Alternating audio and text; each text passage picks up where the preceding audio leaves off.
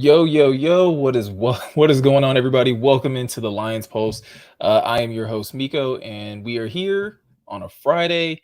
If you've seen the title, if you've seen the thumbnail, you already know what we're going to be talking about today. We're going to be talking about Lions kind of wrapping up minicamp, or I think they still have like one more like OTAs practice, but um, I'm definitely going to just kind of for today's stream, just kind of go through all the stuff that we've been hearing about minicamp and some of the things that have been going on this week, running through a list of things. If you guys remember the last time I kind of did like an OTAs recap, I kind of focused on, the things I loved, the things I hated, and a few things that like I'm not really sure how to feel about right now, and I'm just kind of like on the fence about. And we'll, through some dialogue, we'll kind of get an understanding of maybe where I should probably land as far as if I should be concerned or whatnot. But you guys already know the routine at this point. As you guys come in, as you guys start to kind of flood into the chat, be sure to hit the like button before you jump into the chat. Hit the subscribe button if you're new, hit the notification bell, because all of those things really, really help out this channel and have been a huge help into helping this channel grow to what it is currently. And a lot of that is attributed to you guys. I appreciate all the support that you guys give the channel. So be sure to hit the like button, hit the subscribe button as well. And then after you do those things, jump into the chat like my guy Grit here and show some love and let me know just again how your day's been, how's your week been. If you got any plans for the weekend. I know me personally, uh, me and the fam got a pretty packed schedule kind of going on. The girls have their dance recitals, so literally I'm gonna be packed in an auditorium both Saturday and Sunday, watching my girls do their thing because they've earned it, right? They've put on so many great performances this year. Um, you'll as this channel kind of grows, you'll probably hear about me talk about it more. But my girls are, I think they're phenomenal. They're very talented dancers. So yeah, their recital is kind of like their end of year performance for everything. So that's kind of what the weekend kind of holds for me. Um, JT's massive purpose. What's good? What you saying? What up, though? Appreciate you jumping into the stream. Grit grilling all weekend. I am jealous. I don't know what we're doing for dinner because literally like we're at these recitals literally like all day. Probably gonna go out and grab food. Um, Speaking of grabbing food, if you didn't see like my post on Twitter or in shout out to my guy Luke G and his Discord. I'm not sure how long the stream is gonna be. I got hungry girls at the at the crib. The wife's hungry, the girls are hungry, your boy's hungry. Um, so we're gonna try and jump into this and have some good conversation. So I'm not gonna shortchange you guys in any sense, right? But if the wife comes in here and she starts giving me the death stare, you already know what it's going to be. I got to wrap it up because I got hungry girls to feed. Shout out to my guy Casey saying hello, Miko and gents. Grit, I'm a girl dad too. Hey man, it's greatest job in the world, right? I would do anything for my girls. I think it's kind of funny. I think most guys when they start having kids, like every guy wants to have a boy. But I've been blessed with two amazing girls. And literally they make life just so enjoyable. They take after their mom in so many ways. My oldest one takes after me. She's starting to get that little bit of like sass and sarcasm. Um, but let's jump into the topic of the day. I enjoy the fact that you guys want to know so much about my personal life. I love the fact that I get to share it. But as to not keep up everybody and to kind of jump into the meat and potatoes of this stream, which is basically again us recapping Detroit Lions mini camp. A lot of things have been coming out this week. And like I said at the top, like I want to be able to go over the things that I loved, some of the things I hated, and some of the things that like I'm still kind of processing. I'm still trying to like, work my way through as far as thought process. First of all, heads up, like always, there's way more things that I loved. There's way more things that I've loved that have come out of minicamp because like we continue to talk about, this is the time of year. It's spring, early summer. Um, yes, technically football things are happening, but nothing should be like a drastic overreaction. So even in the things that I have that I hated, um, it's honestly, I'll even let you guys know right now. It's one thing. There was one thing that happened this week that I'm just kind of fed up with. I'm just kind of tired of. And if you saw the post, I'm pretty sure you'll be able to guess what it is. But everything else, like I've loved. And I think the Lions are doing a really good job of getting themselves geared up for the season. And the first thing that we're going to kick this off with one of the things that I love the most, and it's been a very consistent trend throughout OTAs and minicamp is that the Lions secondary has been taking charge. If you caught my interview with Jeremy Reisman from Pride of Detroit, one of the things that like we kind of talked about was this fact that like last year, I don't think the defense really had like an established leader. There was a lot of guys that were lead by example type of guys.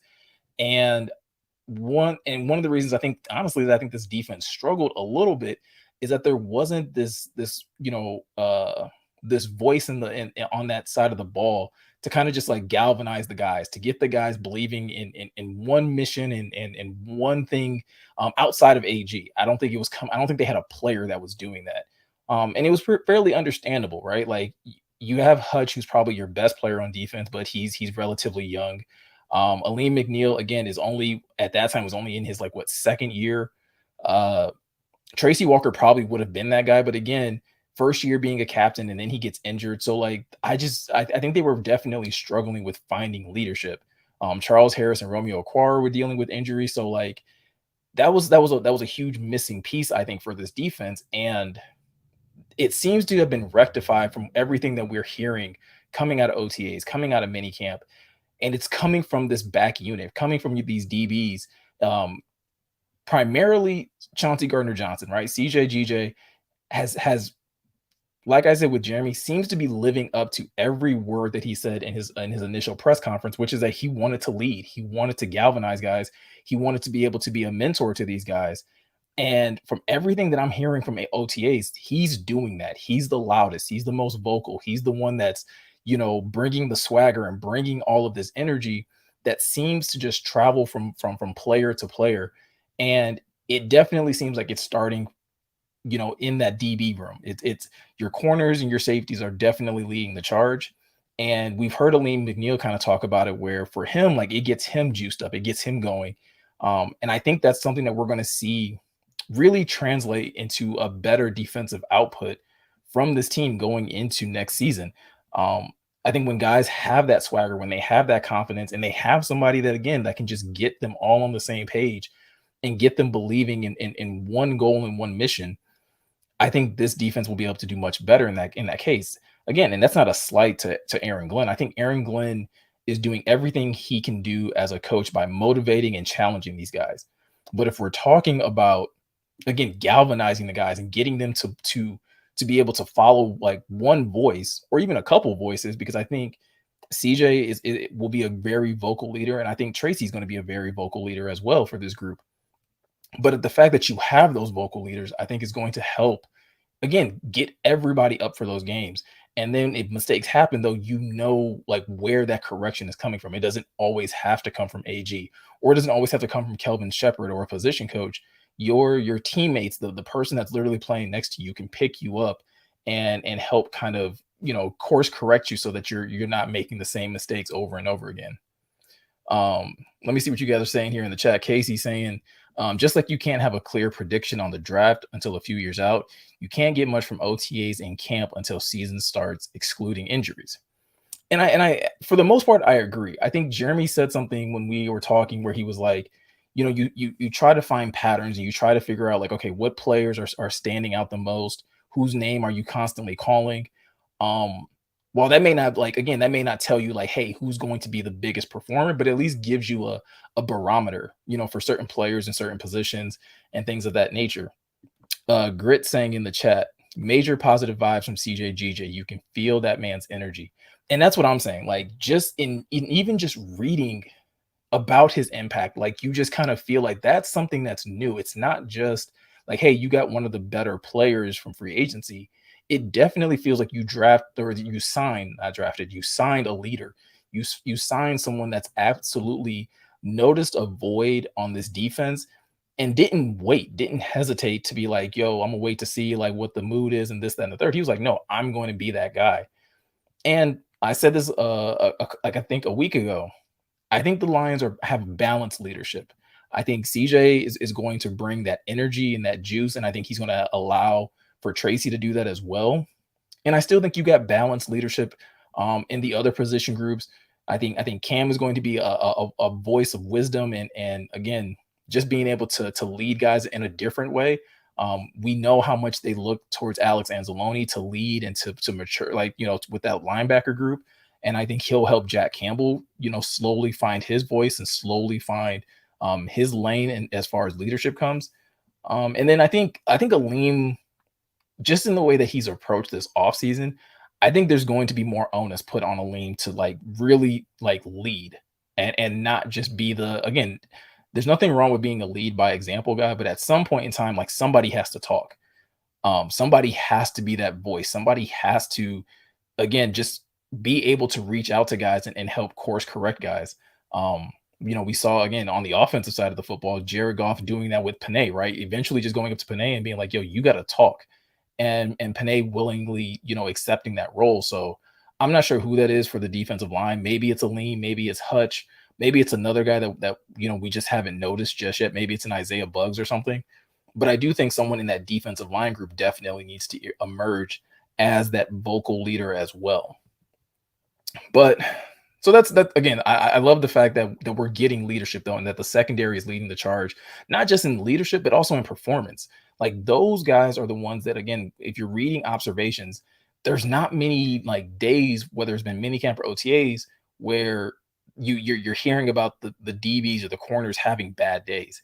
And I find that interesting because this time of year is typically more like crafted towards the offense, because the corners can't be overly physical. You're not wearing pads, and there's not a lot of, physical play on the perimeter. So typically, like, your wide receivers have more opportunities to just get open and to exploit the defense.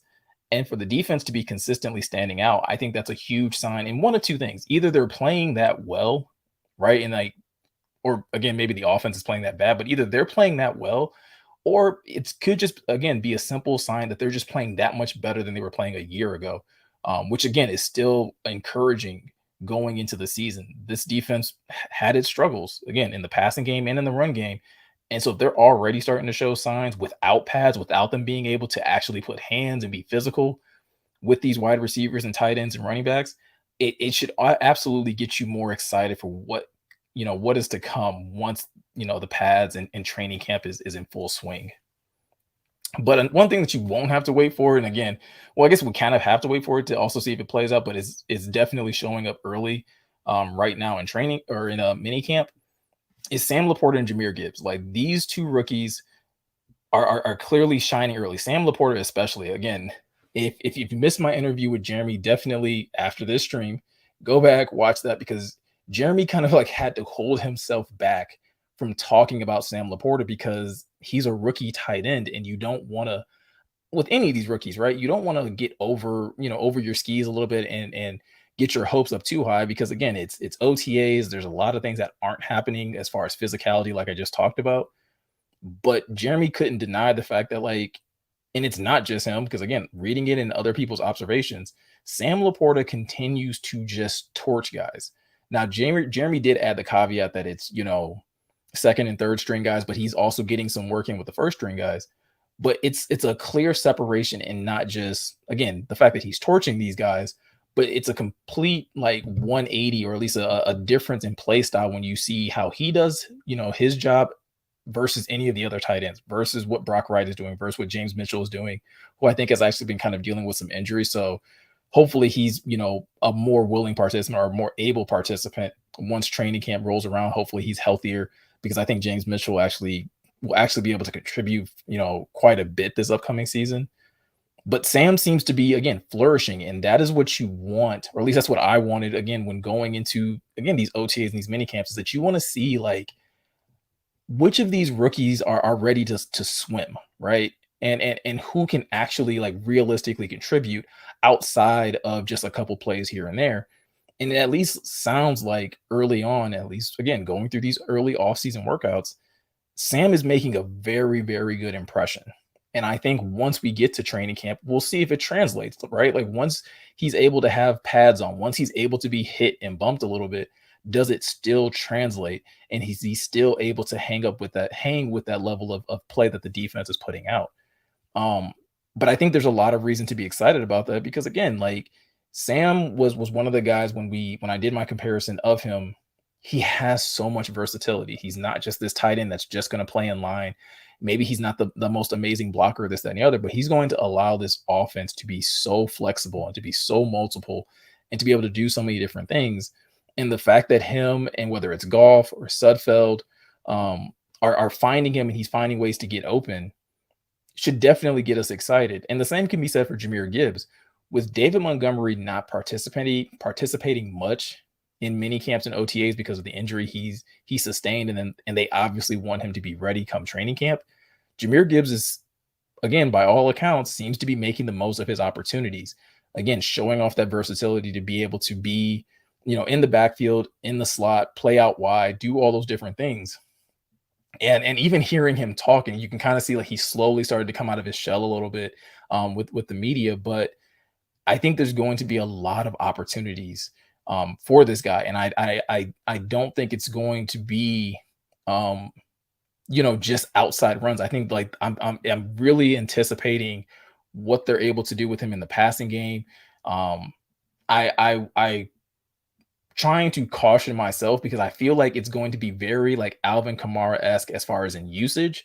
But like if you've seen my comparison for Jahmyr Gibbs, I do feel like his play style is more Christian McCaffrey, just because again, he's just a little more like decisive, and he definitely uses his vision a little bit more than Alvin Kamara, who has just a bit more power, I think, in his game. So there's a lot of things that are really happening with those two rookies in particular, which again, you drafted them fairly high. Jahmyr Gibbs being your first pick, Sam Laporta being your first pick in the second round. There's a lot of expectation for these guys as we start to gear down for minicamp. But once training camp comes around, a lot of eyes are going to be on those guys to see, again, can you still translate once, you're going up against the first team defense, or can you translate, that play style once you put on pads and guys are able to be a little physical with you? Can you play through that physicality? Casey saying Laporta, as well as other tight ends along with Gibbs and St. Brown as solid possession players. Even throwing Montgomery will make short yardage, third downs, and red zone effectiveness for the Lions deadly. Absolutely. I think, again, when Gibbs and Laporta were drafted, I think obviously, and somewhat rightfully so, a lot of people question, like, okay, why would you go out and get these, additional offensive players when there seemed to be such a glaring need on defense? But now you kind of, again, understanding their play style and understanding what they do well on the football field, it's kind of easy to see like, yo, they brought these guys in here to make all of those things that Casey just listed off, right? Third downs, short yardage, red zone, like to improve the ability to convert those out of a variety of sets, not just, again, like having to roll out the same personnel. You're able to really diversify and make defenses guess and wonder what you're doing, before the ball is snapped. Shout out to my guy Super Saiyan Lion saying, "What up, Miko? What's good with you, Super Saiyan? Hope you're having a good week. Hope you're having a good day, man. And definitely appreciate you coming by the stream." Grit saying in the chat, most of the praise is in his hands and his route running. First team or second team is relevant to either, or is irrelevant to either. And I think that's true, right? Again, those were two of Sam's, greatest qualities, is his route running, as well as his play after the catch. So again, the fact that that's being consistent is a great sign for Sam. And again, with any pass catcher or anyone coming into the league, you want them to have consistent hands. Now, Gibbs has had a couple drops here and there, but there's another player that we're going to talk about who's also having some drop issues. And I'm starting to, again, not be concerned, but it's things to take note of, right? And I don't think Gibbs drops will necessarily translate over into the season. I think just like this other player that we're going to talk about, and you guys all know who I'm definitely talking about at this point, I think it's a chemistry thing. And I think while, Sam maybe is linking up and connecting with Goff a little bit better, these other two players are maybe just a touch behind. And I think there's a very interesting quality. Again, we'll get to this when I talked about this individual player. There's a specific quality that they both have. And I wonder, again, speculating, but I just wonder how much that's playing into the fact of just like the difficulty of being on the same page. So yeah. So another thing that I'm loving the fact that Sam and Jahmyr are having really good starts to minicamp, that they're showing off and they're showing their ability to definitely contribute early on. Another thing that I'm loving, or at least I loved, this is relatively new as far as like literally like yesterday and I think the day before. Um, Hendon Hooker and Emmanuel Mosley are at least showing that they're making progress.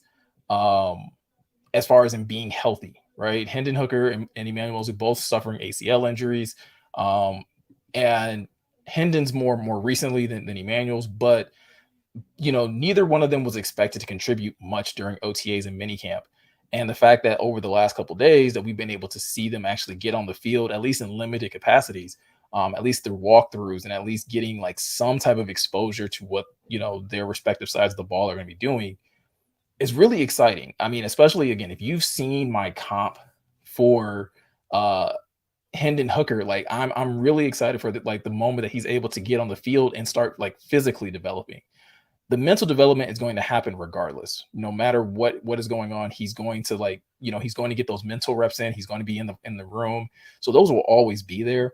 But him being able to get on the field and throw the ball and at least again try to build up some level of consistency, some level of chemistry with some of these receivers is also really important for him. And also just to be able to start, being in this NFL offense and understand how, this pro style Ben Johnson style of offense operates and how it's going to be different from Tennessee. And so the quicker he's able to do that physically, I think is going to definitely benefit him. So again, the fact that he was already out there throwing balls to Trinity Benson and just, from all reports, shout out to Jeff Risdon from um sorry, the Detroit Lions podcast. I'm sorry, I cannot Lions Wire. There it is. I was like literally blank for that. From Lions Wire, Jeff Risdon was out there and he's the one that kind of was dropping these nuggets about like, hey, this is what he's out here doing. And he looks good, right? Doesn't really look like he's having much of a hitch or things like that. Um, Gives me hope. I still don't think we see him by training camp. But I think like what will be different from Hendon's ACL injury versus JMO is that like again, getting him into practice and at least just getting him throwing. There's not any like again, there's no pressure to get him playing. So even if you just get him throwing, get him taking snaps on scout team or whatever, is going to be good for Hendon. And you don't have to worry about putting as much strain on that ACL because again, he's not going to be suiting up. He's not going to be playing um at hopefully at all, right? Like hopefully that's the hope is that he does not have to play at all this season. So that's again a really encouraging sign, and the same for Emmanuel Mosley, because that CB2 spot, like Jeremy kind of pointed out when he was on the show, is one of those positions that's going to be the most highly debated as far as who should be CB2 opposite of Cam Sutton. Um, right now, Jerry Jacobs has been taking a lot of those snaps because Emmanuel's been hurt. But the fact that he's obviously starting to ramp himself up gives you a lot of encouragement for what he could be come training camp. So, the fact that he's getting on the field, again, at least going through walkthroughs, going through 7-on-7s, whatever it is he's doing is a good sign. And at least, gives us a good amount of hope that come training camp, he'll be out there and we'll get some really good, solid competition between him and Jerry Jacobs because we know what Jerry Jacobs brings. And we know what Emmanuel Mosley was doing before he got hurt. Those two really do have to battle it out. And I don't think there's going to be a quote on like, yes, someone's not going to get the starting job, but I think Lions fans will win regardless because again, we know what Jerry brings as far as like always ready, always has that dog mentality in him, and has shown the ability to compete at that position. But if Emmanuel Mosley can come back and he can pick up where he left off, that's a win too, because he was playing at such a high level prior to getting hurt. Really quick, just wanted to jump into the chat really quick. Let me see what you guys are saying. Super Saiyan Lion saying, I really feel the defense is going to be legit this year. Yeah, I was talking about that earlier. Again, in talking about the secondary, I think the amount of upgrades they've made there, not just from a talent standpoint, but also from just an overall leadership standpoint, is really got me excited for what this defense is going to be. Casey saying Jameson Brickhands Williams, laugh out loud. We are not doing that, Casey. We're not doing that. And then Grit saying the footballs are different between the NFL and NCAA too. That is something the rookies have to get used to in the beginning.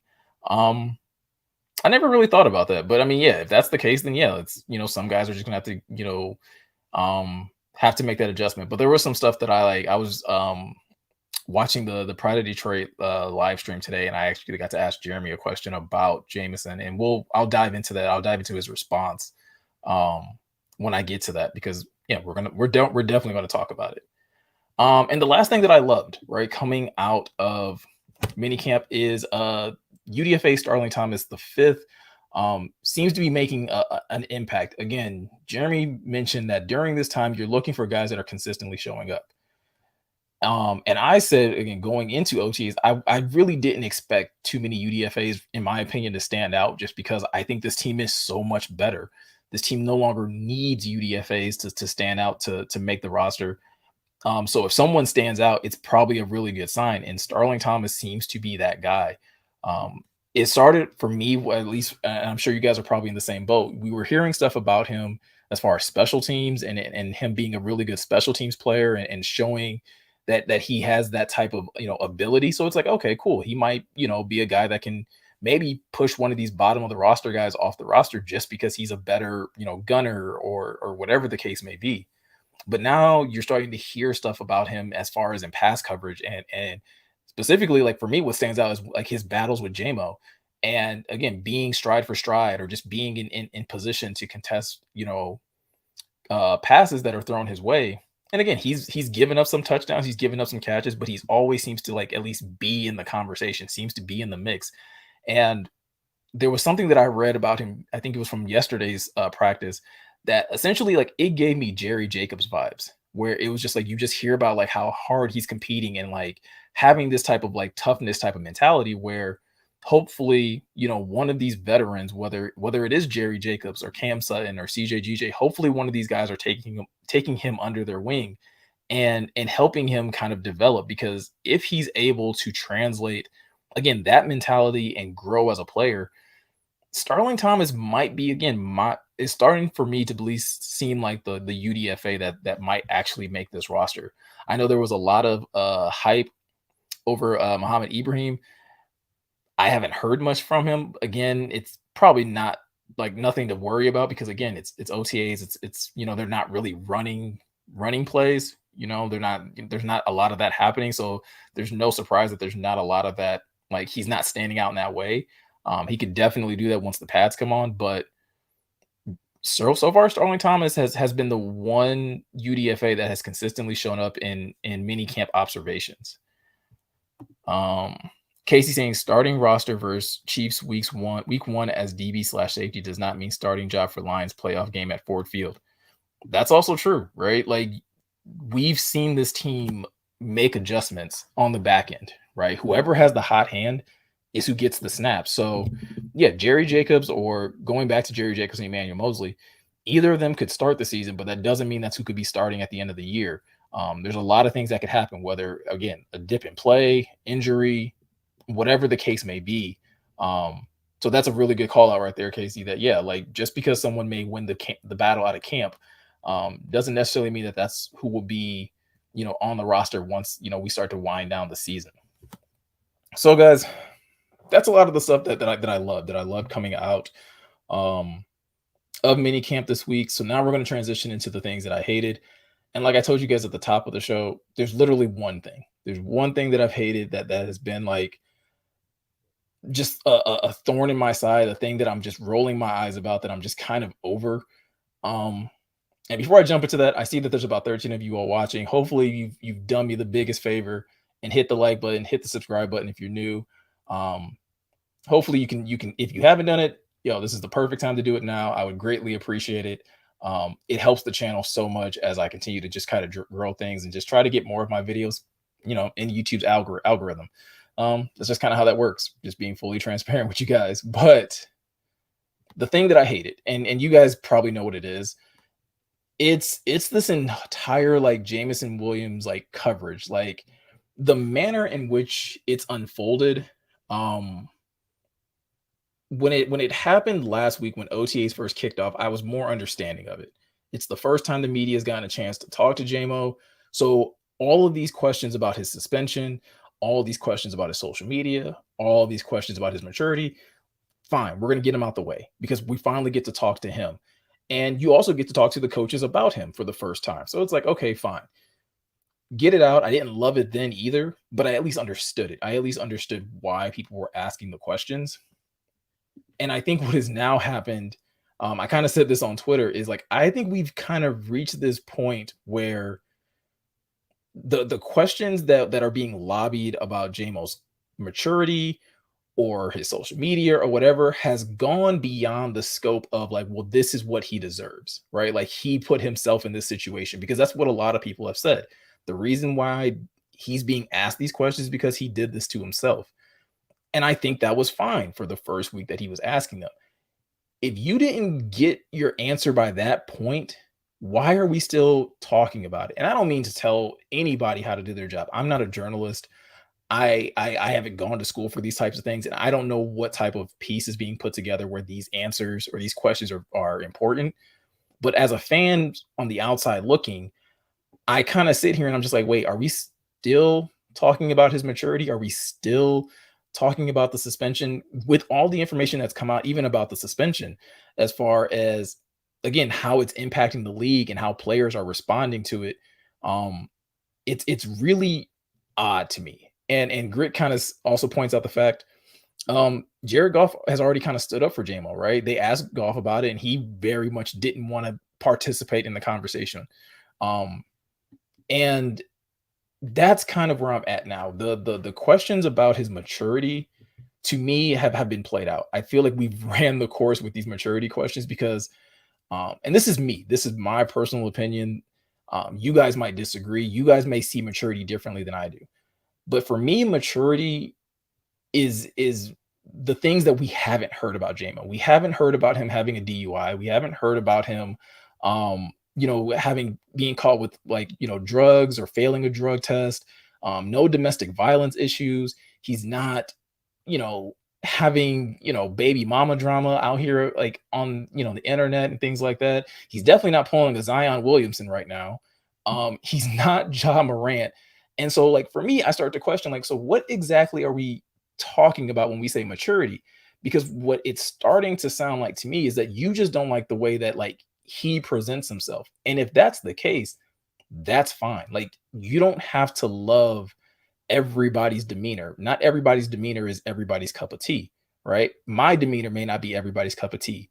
Um, but I feel like there's a lot of people that are rubbed the wrong way by JMO, and I can't quite put my finger on why it is, but I feel like the maturity thing has been mislabeled. I think people again don't know how to characterize him, and so when people don't know how to properly characterize somebody, I think it's just easier to just say like, oh well, he did this, I didn't like it. That's a lack of maturity. When in actuality, like, is it really like the suspension thing? I think has to be looked at differently because literally the NFL just started cracking down on this last year.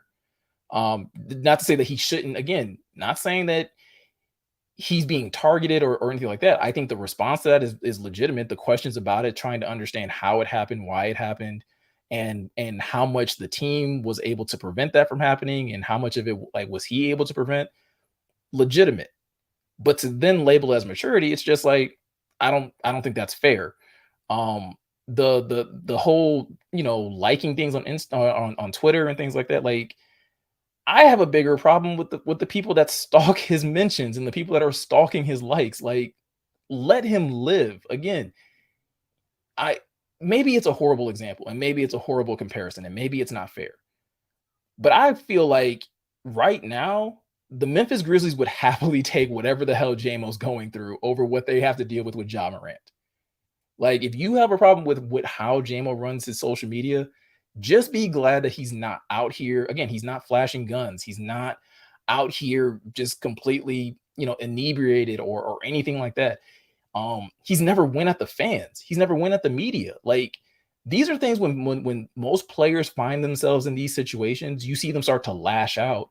And I think that's always kind of fair. Like then it's fair to question maturity because that's when people can say, well, you put yourself in this situation. Why are you lashing out?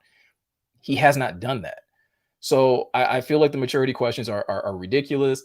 The whole, and then anybody that's bringing up the whole, like him giving like a lot of money to kids for waters, is just weird to me because we also applaud like athletes when they go to restaurants and they leave enormous tips for dinner bills, but yet he can't give $100 to a kid for a water bottle. Doesn't make sense to me. So this whole like coverage or just like this harping on his his maturity is played out in my eyes. It's ran its course. I'm kind of over it at this point. The one thing that is legitimate, and I don't like it, but it's at least a legitimate like critique of him, are the drops, right? The drops are not great to hear, but I understand that as media and who are watching practice and you're looking for consistencies. Well, sometimes negative consistencies come up. And if you start to notice that, like, hey, these certain passes are thrown to him and he's not catching them, there's a level of concern. Now, what I wish there was more context of, and this is what I got into with Jeremy during their stream, and I asked him was, okay, in terms of the drops, is it a chemistry issue? Is it a technique issue? Or does it just seem like his head's not in the game? Because I think if it's the latter, if his head's not in the game, yeah, probably a red flag. If he looks like he's not interested, if he just looks like he's running through the motions and he's not trying, yeah, that's something to be concerned about. But if it's a technique or a chemistry issue, well, that gets worked out through repetition, right? We have to remember this time last year, Jamo was not doing these things. He was not able to run routes. He was not able to catch passes from Jared Goff. He didn't understand. He wasn't yet learning how Jared Goff sees routes and throws routes, and he's now doing that. So the chemistry part is that needs to be done through repetition. That needs to be done through practices and him just continuing to run routes with Jared, and so that they can continue to get on the same page, and that will get worked out. The other thing that Jeremy did acknowledge is that he does believe there's a technique issue. So apparently Jamo likes to body catch, right? And anybody who's watched football and has heard other receivers talk or anything like that, that's almost like a no-no, right? Like you want to be able to pluck the ball with your hands because it's easier to corral the ball and make a secure catch. If you start taking passes to the body, again, corners and safeties are going to play through your body. Your body's going to lurch. Your pads are going to hit the ball, and it's going to be much more difficult to secure a pass. So there seems to be a technique issue that Jamo has to work through. Again, that's not a red flag though. Like, again, this is the stuff that needs to be happening during minicamp and OTAs, is that they start, like, the coaching staff starts to notice these things, and they kind of can pull them to the side and be like, hey, you got to be stronger with your hands, right? You got to be able to go up and attack the ball with your hands. The little bit of receiver that I played in high school, that's all we ever heard. We used to, like, yes, you get yelled at if you try to body catch. Coaches want you to attack the ball with your hands because that you have a better chance of corralling that pass. And so it's annoying, and I'm sure it's annoying for some of you guys as well, right, to hear about Jamo's drops. But I think what we need to start asking, if you're seeing people constantly bring it up, is like, okay, ask the question, like, are we talking, is it a technique issue? Is it a chemistry issue? Or do you just think that he just, like, isn't trying? Because that'll give you a better indication of, like, how concerned you should be. So as far as me, I asked you guys in the post, right, if you were concerned. And a lot of people were saying no. A lot of people were saying it's June, there's no reason to be concerned. And I would tend to agree. And I feel even more strongly about that now, knowing how these drops are occurring. Again, chemistry and technique, that's what this time of the year is for, so that he can get better at those things, so that he understands, again, how a ball comes from Jared Goff and when to put his hands up. We've seen him make, again, great hand catches. So it's not like he can't catch with his hands. And it's also, just because he likes to catch with his body doesn't mean that's a terrible thing either. Tyreek Hill is one of the best wide receivers in the NFL, and he routinely catches with his body. So, and one thing that at least that those two have in common, they're both really fast. So if you outrun coverage, yeah, I guess catching with your body isn't going to be the worst thing as long as you catch it. But if you can catch it with your hands, you increase the likelihood that you'll be able to complete catches and finish catches. I just went on a long rant there about this, so I apologize.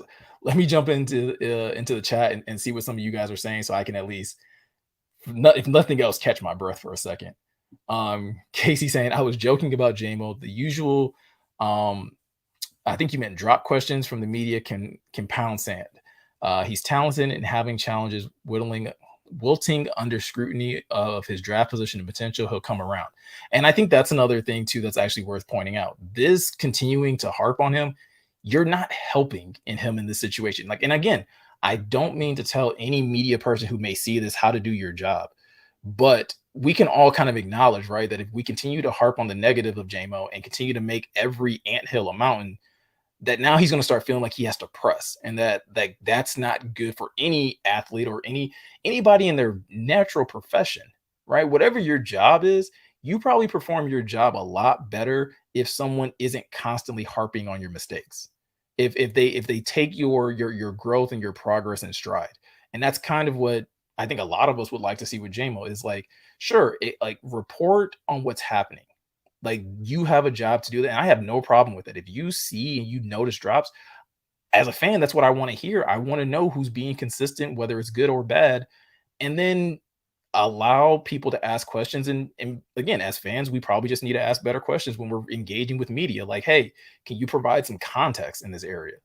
But I acknowledge, like, I agree that there's some people in this media that probably are just asking questions that are probably just going to drag him down a bit.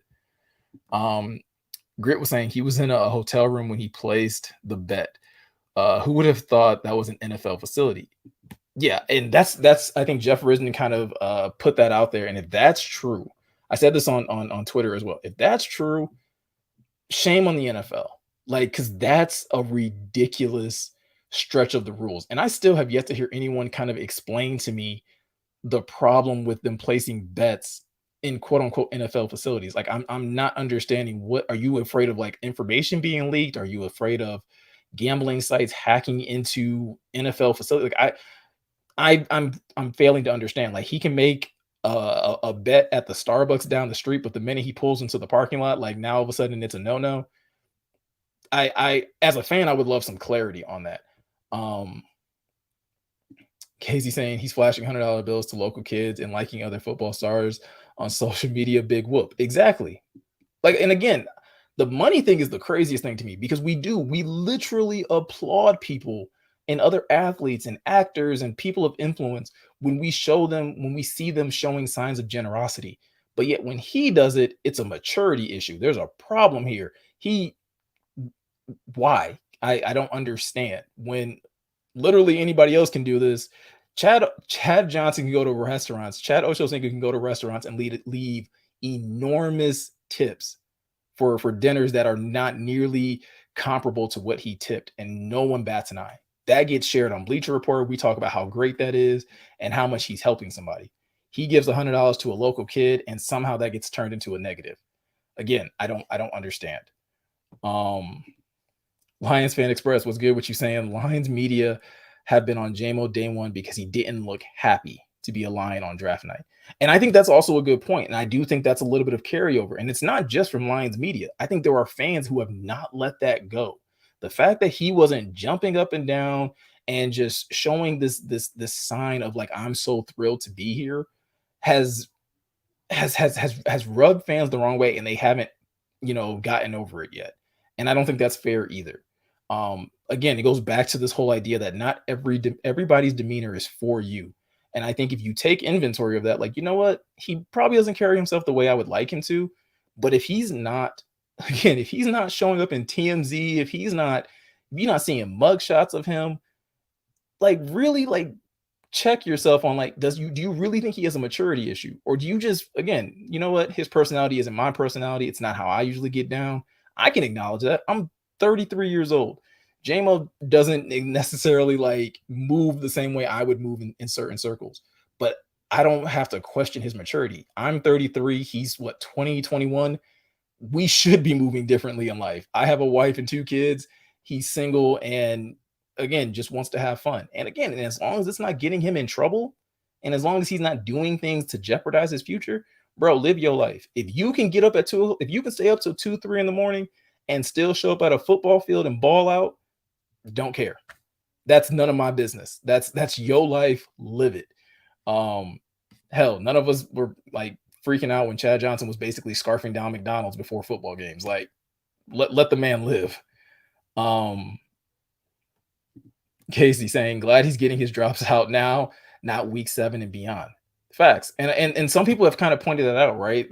In regards to Jamar Chase having these same kind of issues when he was in training camp and or during his rookie year, having a lot of drops, and people were starting to question, well, how ready is he going to be, or did they make a mistake, or this, that, and the third? And then he went on to have a fabulous rookie season. Um, Again, that's what this time of year is for. Get that stuff out of your system now. Understand and get on the same page as your quarterback, and be able to make those adjustments. Um, Before I jump back in the chat, speaking of getting on the same page as your quarterback, so I mentioned how Jameer Gibbs is also has had some drop issues. Well, one thing that Jameer and JMO have in common is that they're speedsters, and that again, JMO, or sorry, not JMO, Jeremy mentioned as well that in his opinion, that, like, again, going back to the chemistry thing, that there may be some chemistry issues just because of timing, right? JMO is probably running routes a little bit faster than he's expecting, or maybe at times he's maybe slowing down because he's trying to, again, play to the speed of Jared Goff. Well, that's something, again, that has to get worked out, and I think it's going to get worked out with both Gibbs and JMO, where that timing is going to get figured out. But I find it interesting that the two fastest guys probably on the team are the ones that are having issues with drops, and it's probably, again, some technique stuff, but also some chemistry things, and just probably guys not being where they're supposed to be, or not where they're expected to be, or the ball not being where they expect it to be in some of those situations. Mark LeBay was good with you, man, saying JMO reminds me of Randy Moss. Moss turned out all right on all fronts. And that's, again, the other thing, right? Some of these receivers are just different cats. Like I've mentioned Ocho Cinco. There's certain guys where you're just like, you know what, they're different individuals. Randy Moss is a good one where maybe you don't necessarily like quite get their way of carrying themselves, the way of them doing things. But that doesn't mean that they're bad players. It doesn't mean that they deserve to be dragged. Hell, DK Metcalf is out there in Seattle basically eating candy 3 days, like 3 meals out of the day. And I'm pretty sure nobody in Seattle is worried about it. I do think one of the other things that is probably like, and again, I'll give a little bit of credence to it. I think it might be a little fair, is that some people are just probably a little irritated because they just haven't been able to see him on the field enough. And that's fair. If you're frustrated that you haven't seen him and you would like to see him on the field more, and a suspension kind of limits that, that's fine. That's fair. But that doesn't mean that he has a maturity issue. That just means that he's not meeting your expectations right now. And that doesn't mean that he doesn't have time to make that up.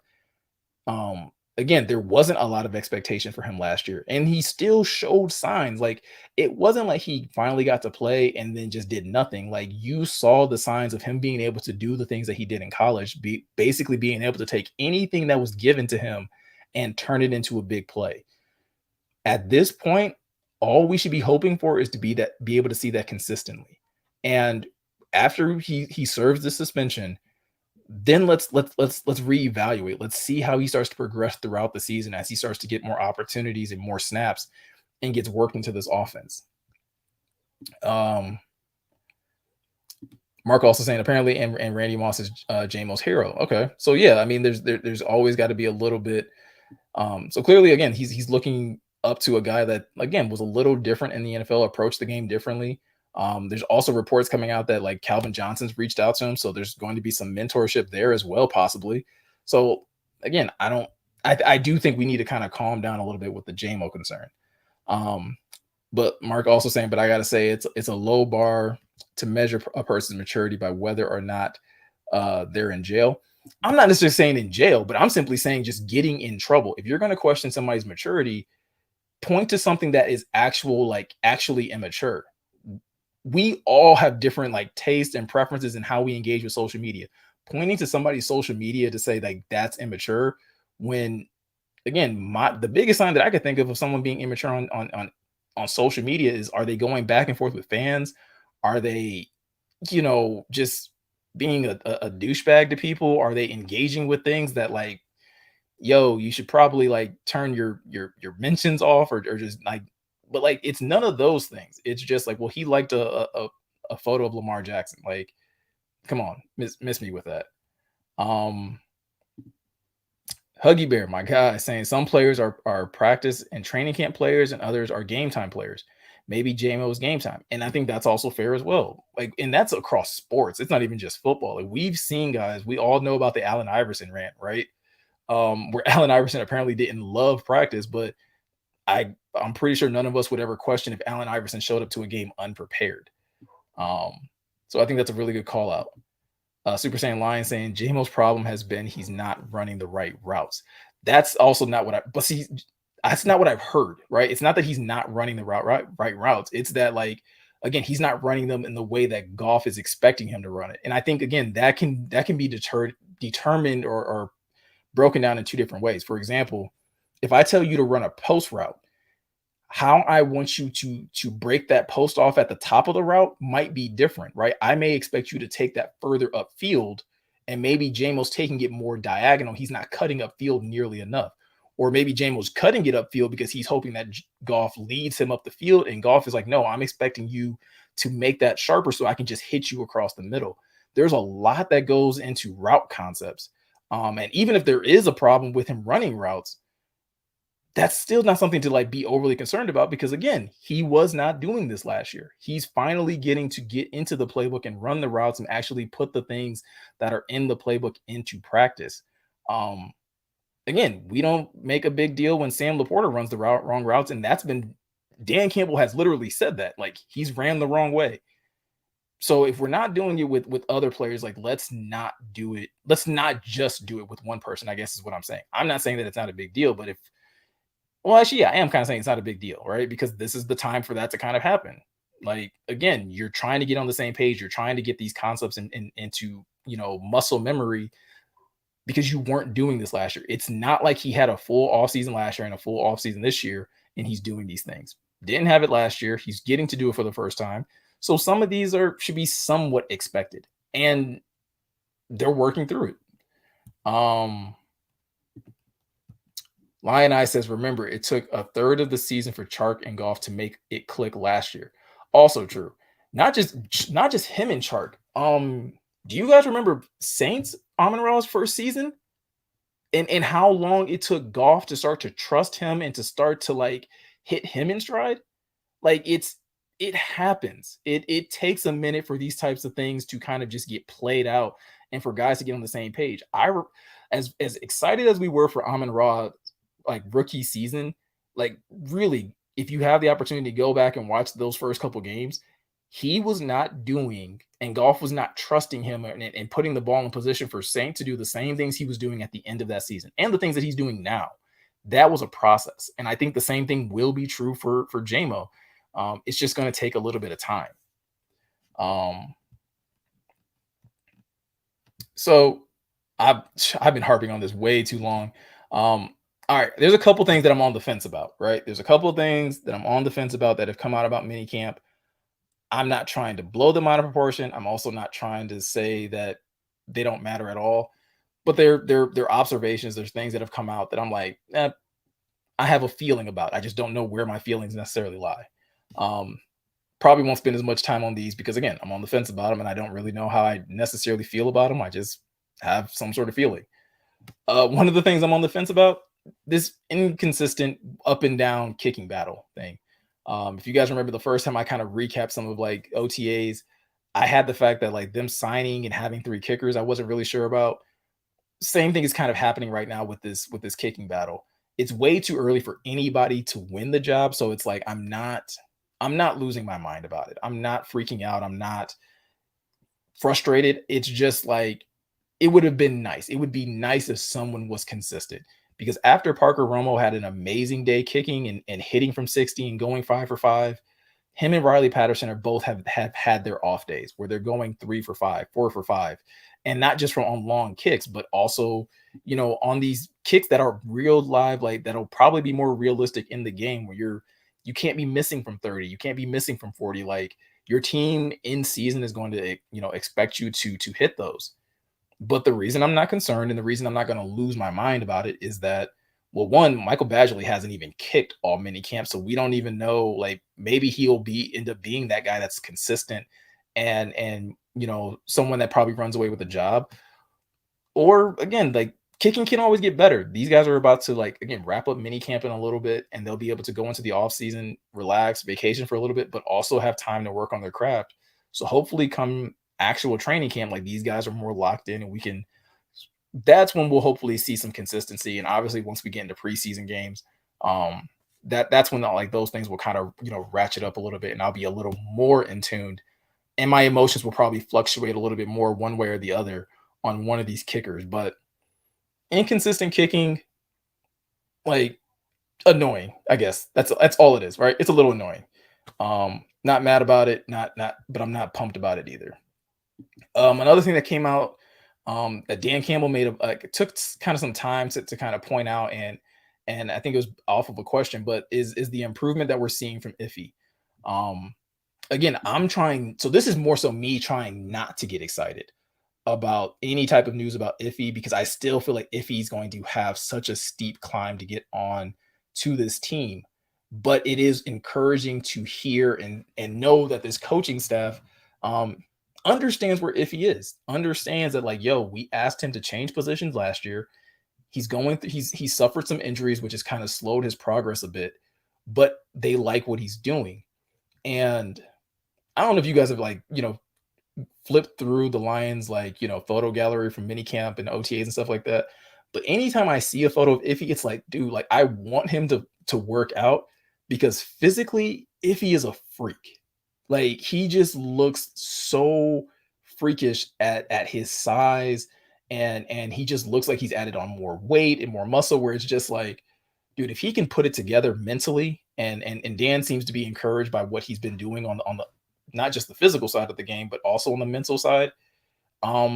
It would be nice. It would be nice because I think his athletic profile is just something that you would love to have, as, if for nothing else, is just as a safety net.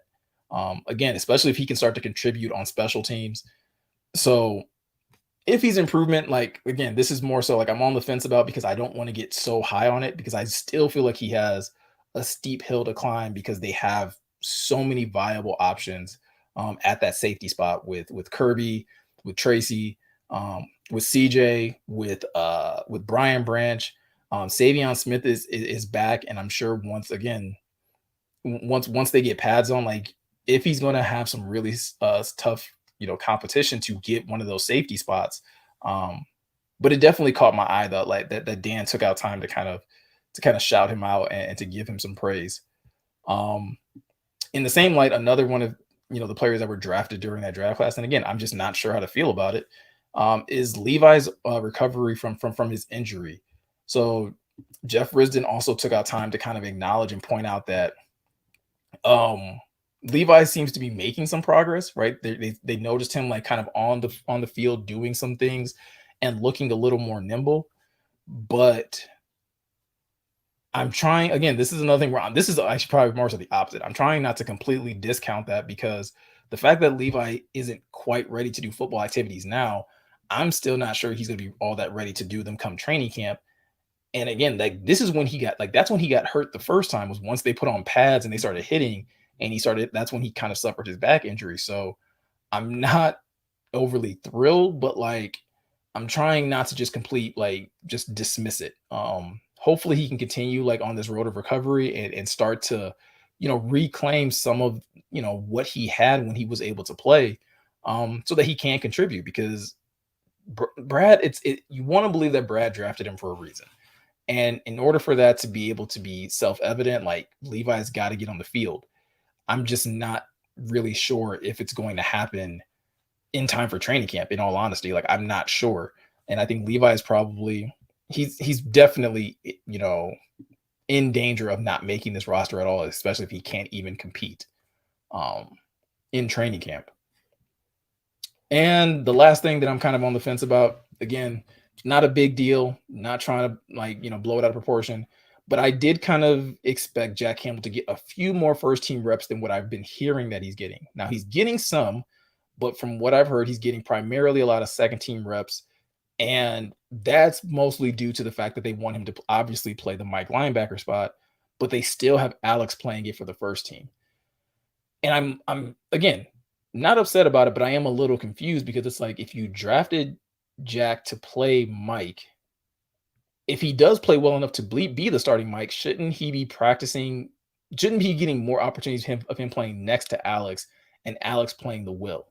And just kind of, I mean, again, it's OTAs, it's minicamp. Maybe we see more of this once training camp happens, but it was something that I found that was kind of interesting, where it's just like I'm a little shocked that they're not trying Alex Anzalone out a little bit more at will. Like, he's played Mike the last few years he's been here.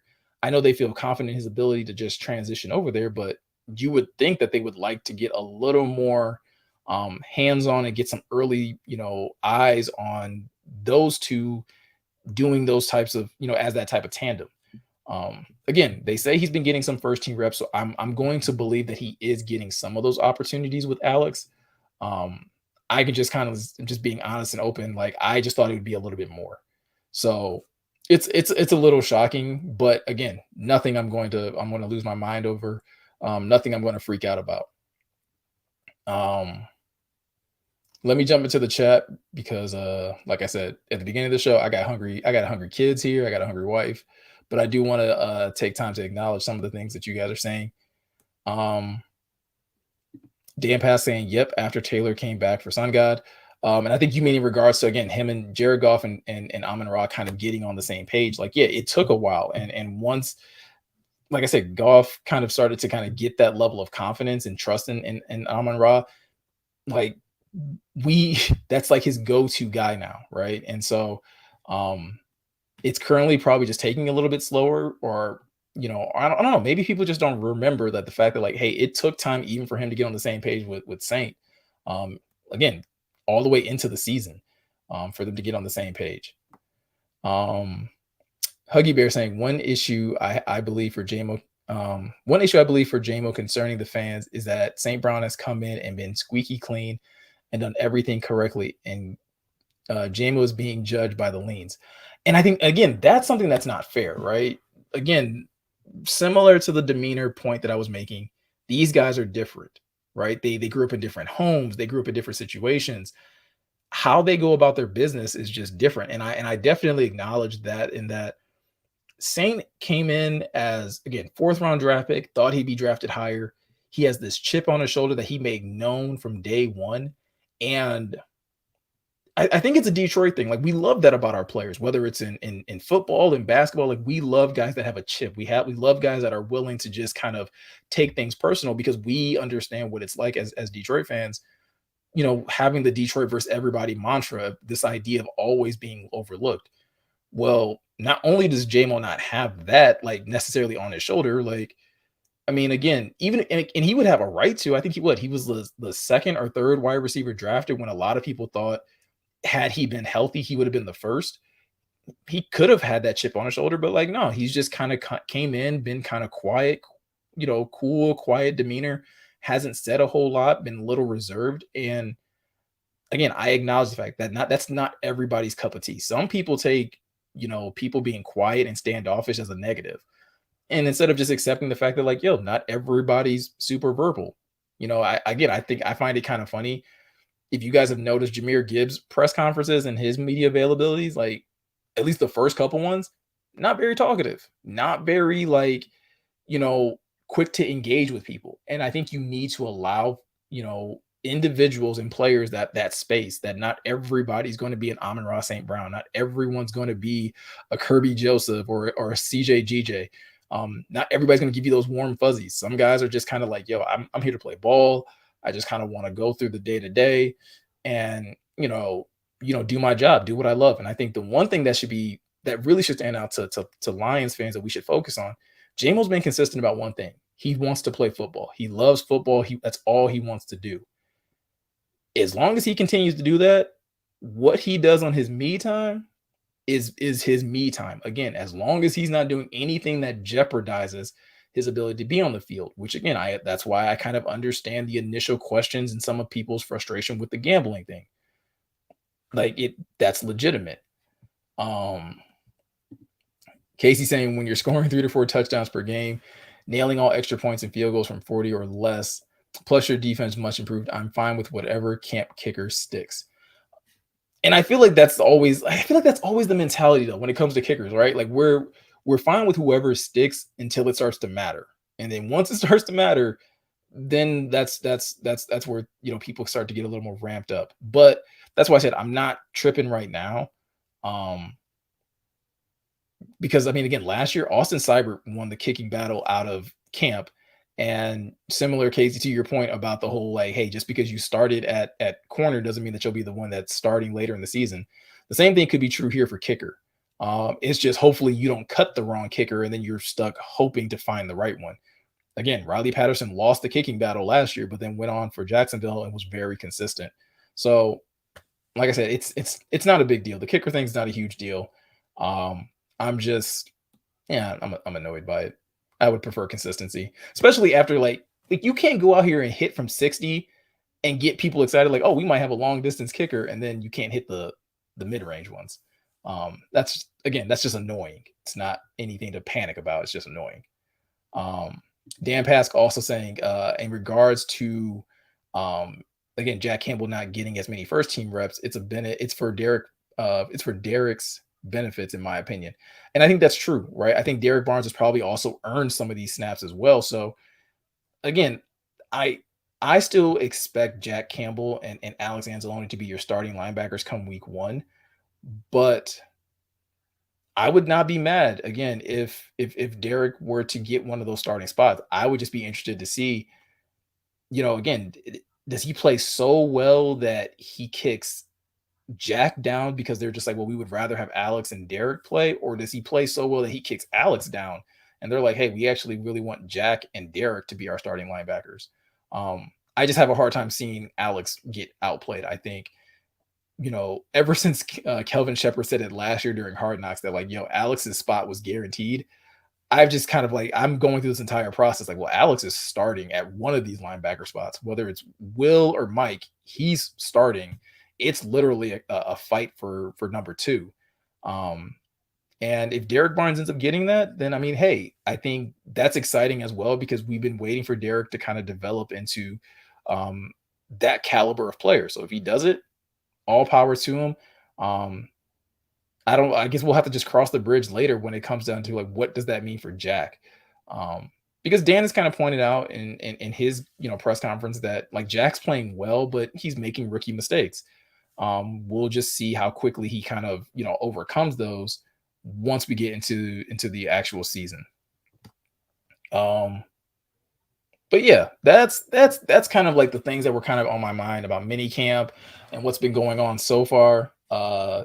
CJ Rose saying they can split the snaps down the middle and keep everybody fresh. That's also true too, right? I think we're going to see that a lot on defense in general. We're going to see a lot of guys kind of rotating out on, at the linebacker spot, the DB spot, the defensive line. There's going to be a lot of rotation, so there's no reason to think that it couldn't happen with the linebackers either.